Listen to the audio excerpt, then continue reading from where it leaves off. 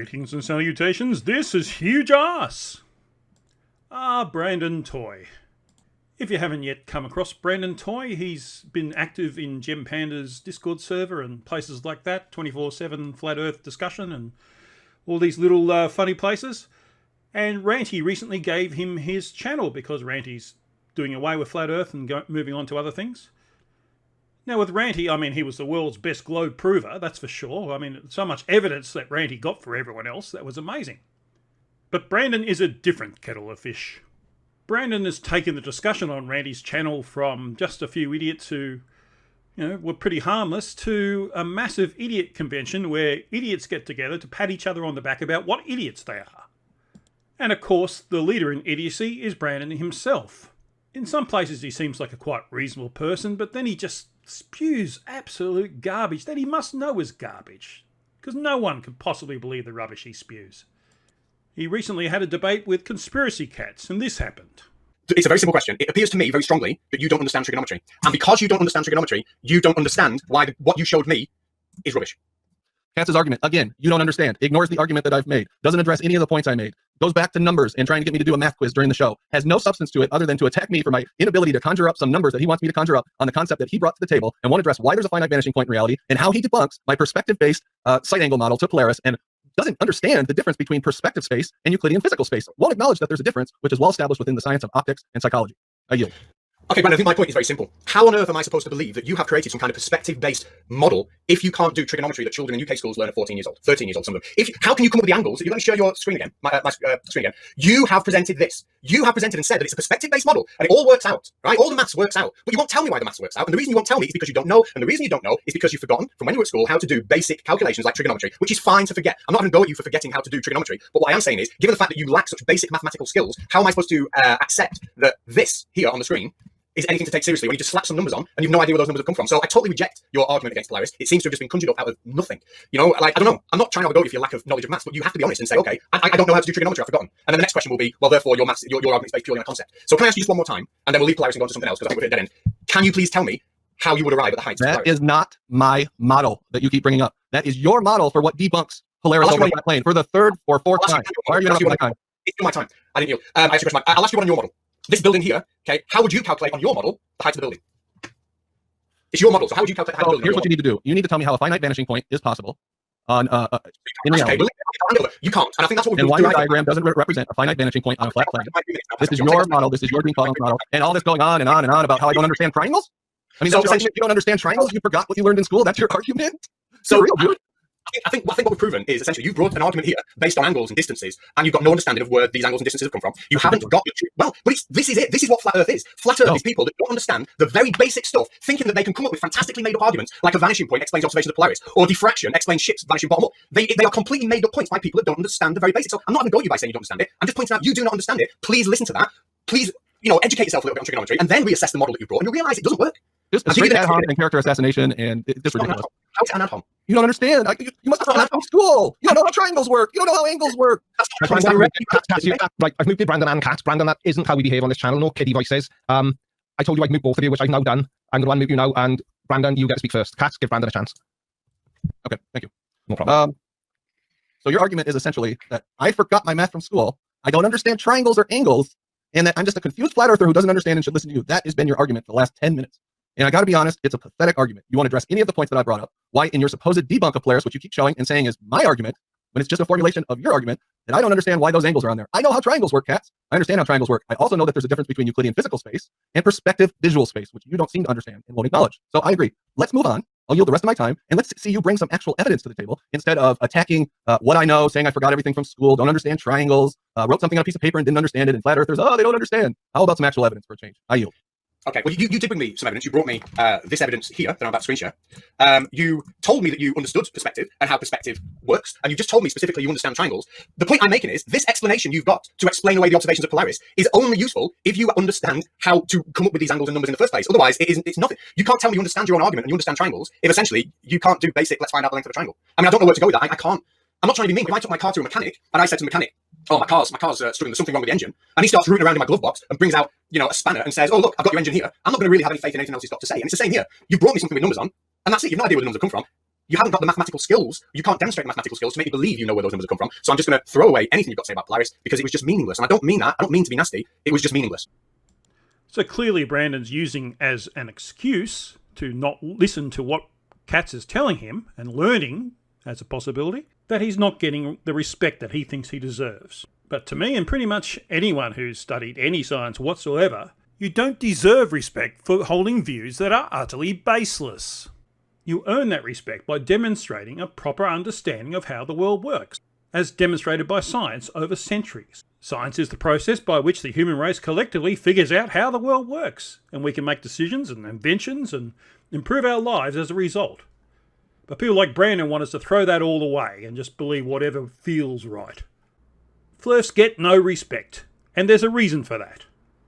And that gave me the idea of putting together a collection of some of the ideas for which Flerfs get no respect, and explain to them why they don't deserve any respect for those ideas.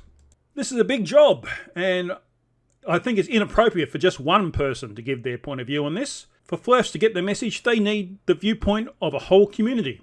So I sent out the call for collaborations. This video is going to present those collaborations to you.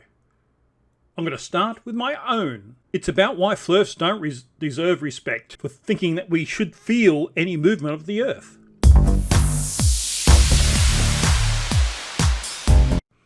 It constantly amazes me that reality deniers always use the point that the Earth must not be moving because we can't feel it. Hello, McFly? Anybody in there? Yet these very same people have been in a car on the highway doing the speed limit next to another car doing the same speed. Yet they're not moving relative to each other, so why would you feel it? And then there's this demonstration of relative motion. People like Brandon Toy poo-poo it, but it's a classic example. Everyone on that trampoline, on that tractor, are moving at the speed of the tractor, as is the trampoline. So therefore, as someone bounces on the trampoline, they're going to land back on the trampoline because they haven't lost their momentum.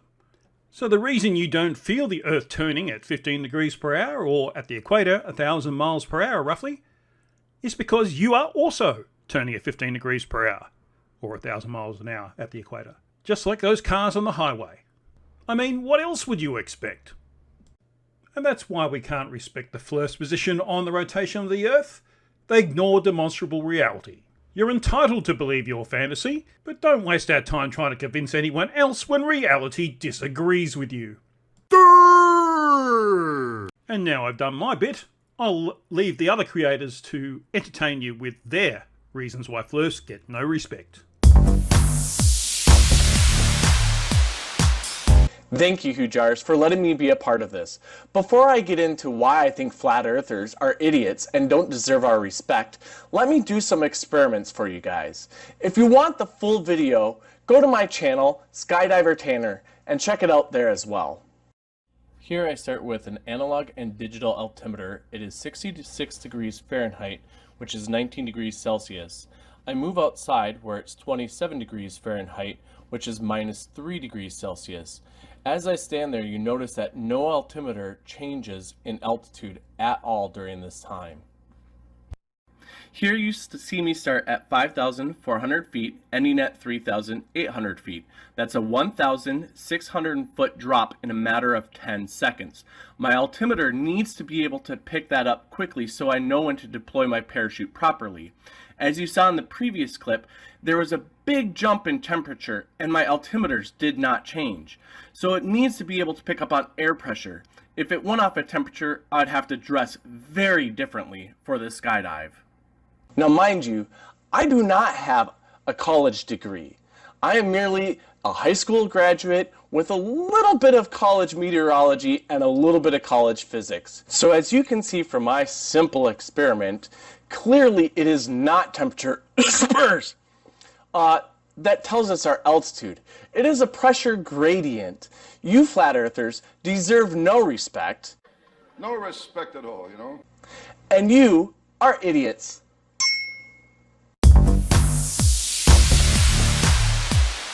What's up, Homo sapiens? Skeptic Dank here.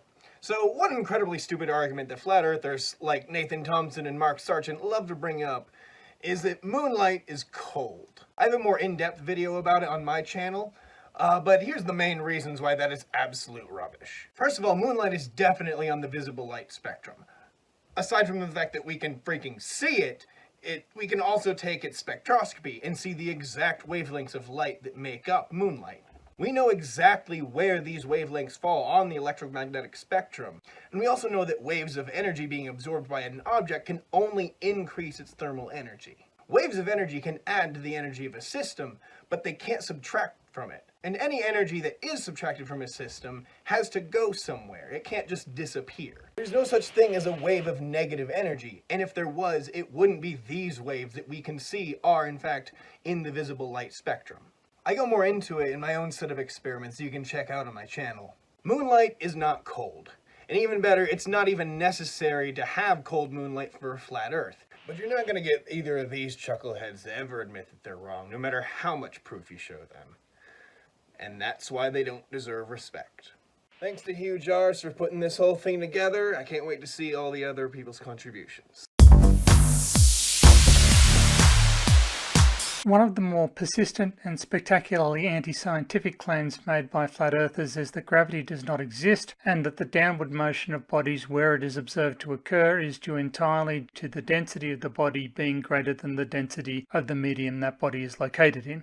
This can easily be disproven by considering variations in the rate at which things drop as a function of location on Earth's surface and time, and how this relates to the distribution of mass within the atmosphere on Earth's surface and beneath Earth's surface.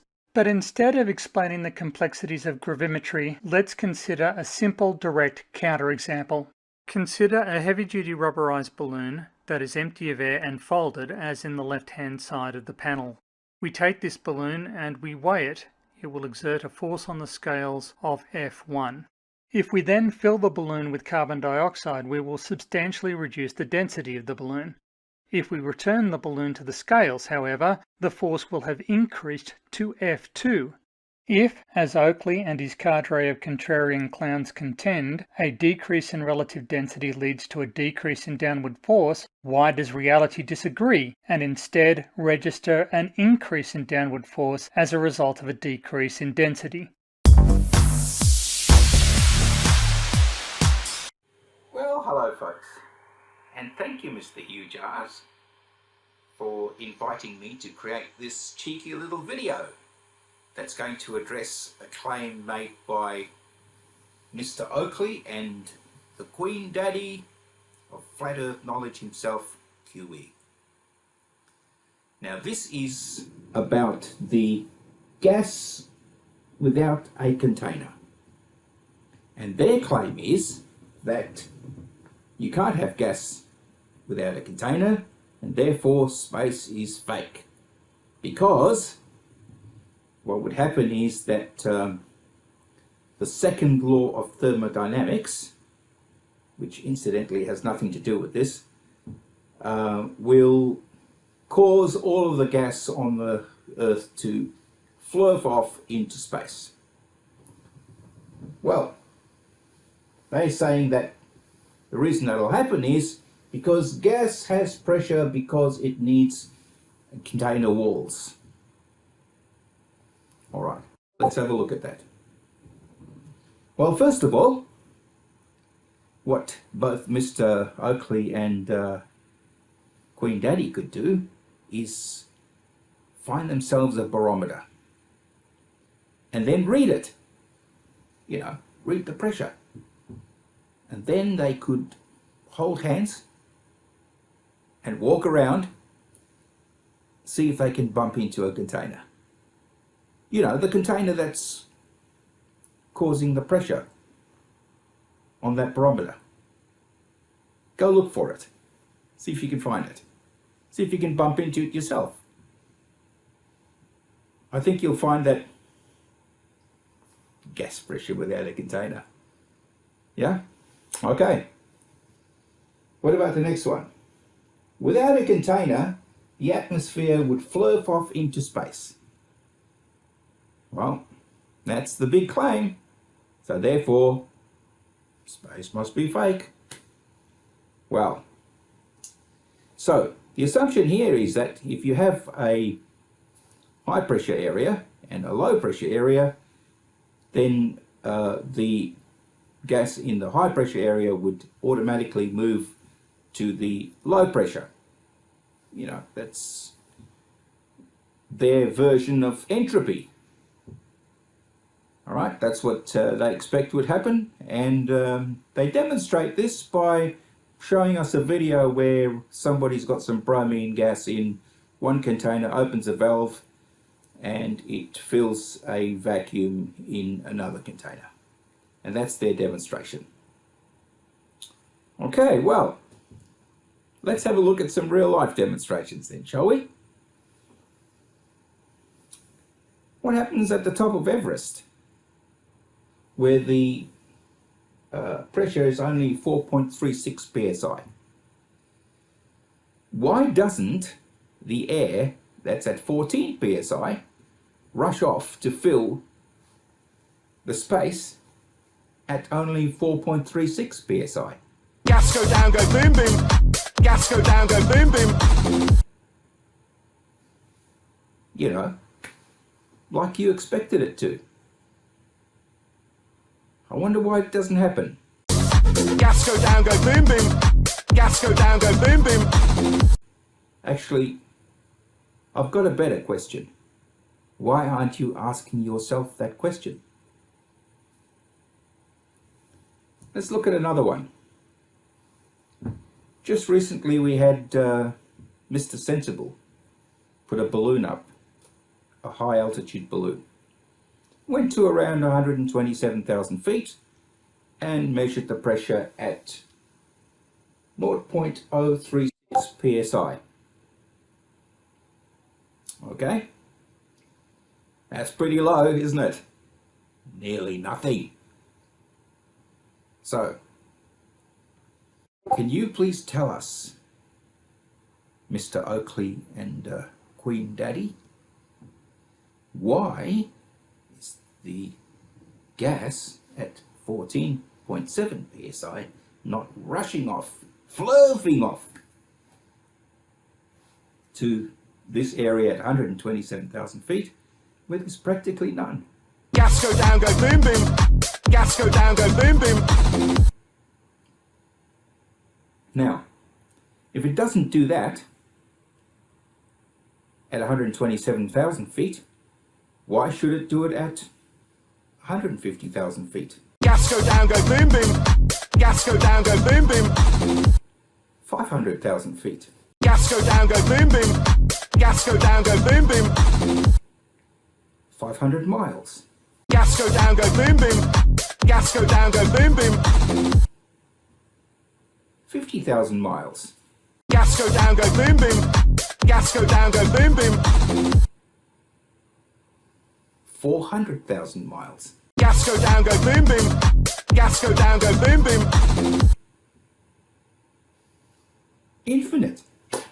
Why doesn't it do it? Gas go down, go boom boom. Gas go down, go boom boom.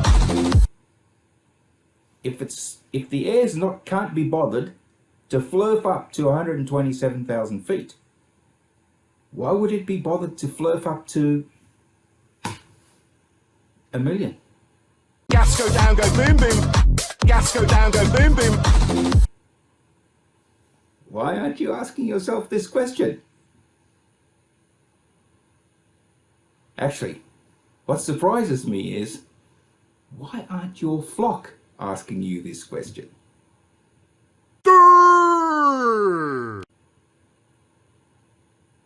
You know why? Because they're pretty dumb. Let's face it. Cheers. So thanks Hugh for the opportunity to make a clip for your video. I thought about your question, and one thing that will cause me to lose respect for a flat earther very quickly is a reluctance to answer simple questions truthfully. An honest person with nothing to hide and nothing to fear will not hesitate to answer simple questions truthfully. If somebody asked me if I was a doctor, I would answer that simple question truthfully. No, I'm not a doctor. I have never trained as a doctor. I have never practiced as a doctor. So here is another example, and I recently posed these two questions to Brandon Toy, who now runs Ranty's channel, and the context of the discussion was aircraft and the Coriolis effect. Question 1. If you release a balloon into a 10 mile per hour wind, will it drift away at A, 10 miles per hour, B, 50 miles per hour, or C, 100 miles per hour? It doesn't take a rocket scientist to understand that A is the correct answer. Question 2. If you release a balloon into a 100 mile per hour wind, will it drift away at A, 10 miles per hour, B, 50 miles per hour, or C, 100 miles per hour? And again, the clear, correct answer there is C, 100 miles per hour. Instead of answering these two simple questions truthfully, Brandon's response was no thanks. He knew that if he acknowledged the correct answers, it would destroy his argument completely, because aircraft are absolutely influenced by the movement of the air mass in which they are flying. If an aircraft has a true airspeed of 400 knots and is flying into a 100 knot headwind, the ground speed is 300 knots. If that aircraft then turns 180 degrees, the ground speed now becomes 500 knots due to the 100 knot tailwind. The 200 knot difference is entirely from the movement of the air mass. So in the context of aircraft and Coriolis, the point here is that the aircraft will absolutely adopt the motion of the air that it is flying through.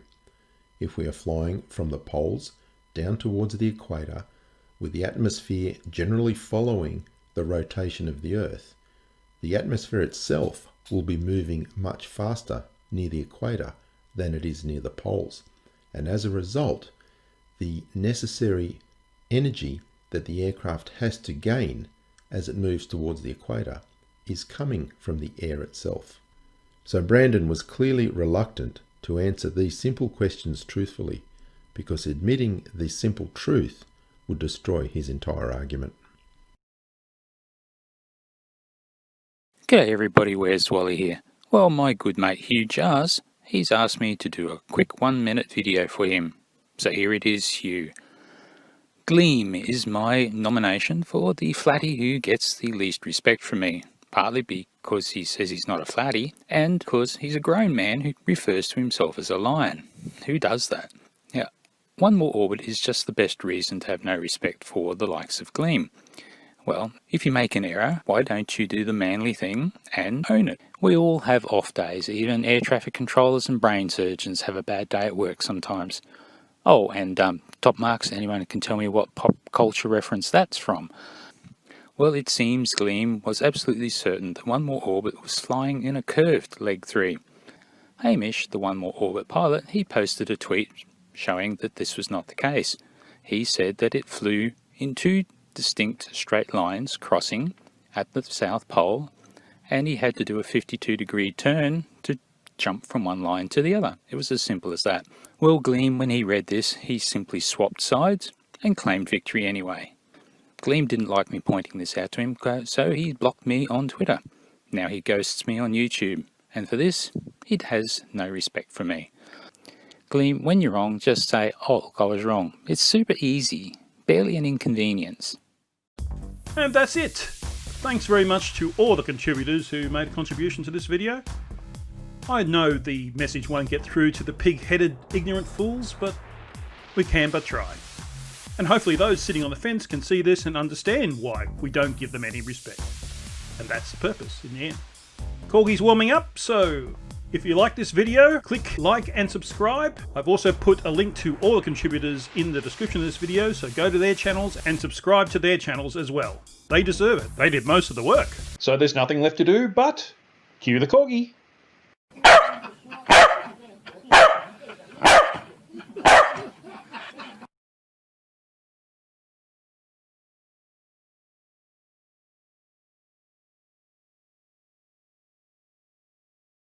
You're despicable. Hugh Jars says, do you love Hugh Jars? Oh, yes, I love you. Love you too, says Hugh Jars. Well, Hugh Jar, since you love me and I love you, instead of us getting married, because I'm already married, let me give you a moderator status, okay? I'm giving you a moderator. Now, do me a favor. Can you post your YouTube channel for everybody so we can all subscribe to you now and start you off with a little boost? Please, please, pretty please. I want to see you do more videos.